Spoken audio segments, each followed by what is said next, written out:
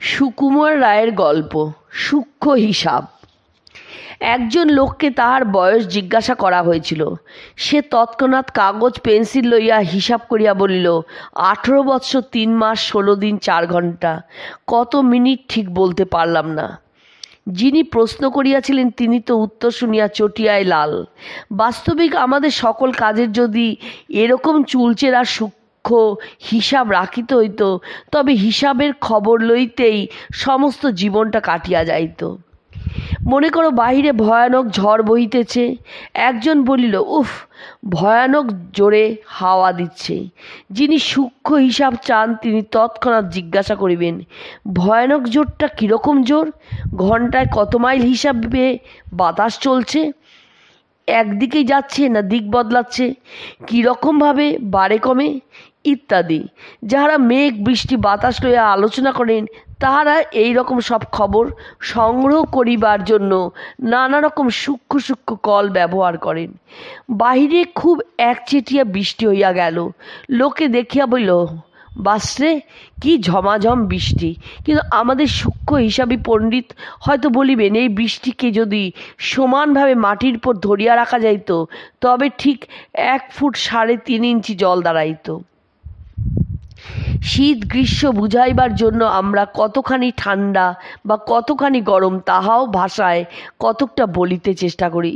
যেমন শীতে হাড় জমে গেল, বড্ড শীত, বেশ ঠান্ডা পড়েছে, একটু যেন গরম, বেশ গরম, ভয়ানক গ্রীষ্ম, উফ, গরমে গা ঝলসে গেল ইত্যাদি।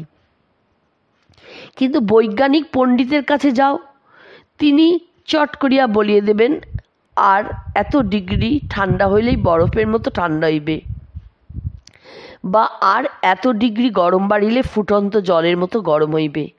1 ঘটি ঠান্ডা জল রহিয়াছে, তুমি তাহাতে 1 ফোঁটা গরম জল ফেলিয়া দাও, কোনো তফাৎ বুঝিতে পারিবে না।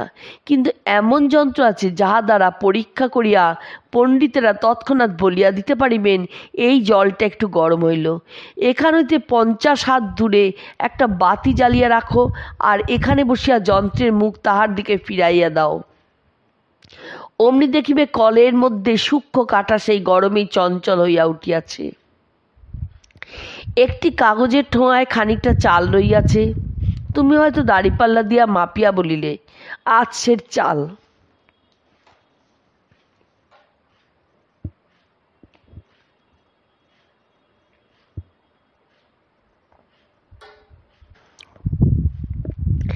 বৈজ্ঞানিক পণ্ডিতের কাছে যাও, তিনি তার চমৎকার দাড়িপাল্লায় ওজন করিয়া বলবেন, না, ঠিক আচ্ছের হয়নি, আরও প্রায় 1.5 খানা চাল দিলে তবে ঠিক আচ্ছের হবে।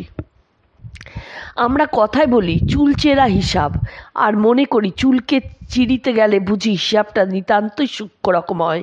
কিন্তু যাহারা অনুবীক্ষণ লইয়া কাজ করেন তাহারা বলিবেন, চুলটা তো একটা দস্তুর মতো মোটা জিনিস, একটা চুলকে 1000 বার চিরলে তবে বলি, হ্যাঁ, হিসাবটা কতকটা সূক্ষ্ম বটে। অনুবীক্ষণের সাহায্যে পণ্ডিতেরা যে সকল সূক্ষ্ম জিনিসের খবর রাখেন তাহাদের মধ্যে অনেকগুলি এতই সূক্ষ্ম যে তাহাদের একটার কাছে একটা ছোট পিঁপড়া যেন ছাড় পোকার পাশে হাতির মতো দেখায়। 1 ইঞ্চিকে 100 ভাগ, 1000 ভাগ, লক্ষ ভাগে চিরিয়াও পণ্ডিতদের হিসাবের পক্ষে যথেষ্ট সূক্ষ্ম হয় না। 1 চৌবাচ্চা জলের মধ্যে একটা সরিষার মতো ছোট চিনির টুকরো ফেলিয়া দাও, তাহার 1 চামচ জলের মধ্যে যতটুকু চিনি থাকে তাহার চাইতে অল্প পরিমাণ জিনিস পরীক্ষা করিয়া পণ্ডিতেরা সেই সব জিনিস সম্বন্ধে অনেক আশ্চর্য খবর সংগ্রহ করিয়াছেন। খুব তাড়াতাড়ি কাঠ বলিতে চেষ্টা করো তো, কতক্ষণ সময় লাগে? হিসাব করিয়া দেখা গিয়াছে কথাটা শেষ হইতে প্রায় 1 সেকেন্ডের 10 ভাগের 1 ভাগ সময় লাগে। একটা দ্রুত চলন্ত ট্রেন ততক্ষণে 5-6 হাত চলিয়া যায়। কিন্তু বৈজ্ঞানিক হিসাবীর কাছে সময়ের এই হিসাবটা খুব মোটা। ট্রেনটা 1 চুল পরিমাণ নড়িতে যতটুকু সময় লাগে সেইটুকু সময়ের মধ্যে যাহা ঘটিতেছে বৈজ্ঞানিক তাহার সন্ধানও রাখিয়া থাকেন। এইখানে হঠাৎ একটি আলো জ্বালিয়া দেখো, আলোক ছুটিয়া চারিদিকে ছড়াইয়া ছড়াইয়া পড়িবে এবং তৎক্ষণাৎ লোকে দেখিবে এই আলো জ্বলিল। তৎক্ষণাৎ বলিলাম, কিন্তু বৈজ্ঞানিক বলিবেন তৎক্ষণাৎ নয়, একটু পরে। ওই অনেক দূরে যারা রয়েছে তাদের কাছে আলো পৌঁছিতে কিছু সময় চাই তো। যদি জিজ্ঞাসা করো কতখানি সময় লাগিবে, তিনি বলিবেন ট্রেনটা যতক্ষণে 1 ইঞ্চি যাবে, আলো ততক্ষণে কলকাতা থেকে ছুটে গিয়ে মধুপুরে হাজির হবে।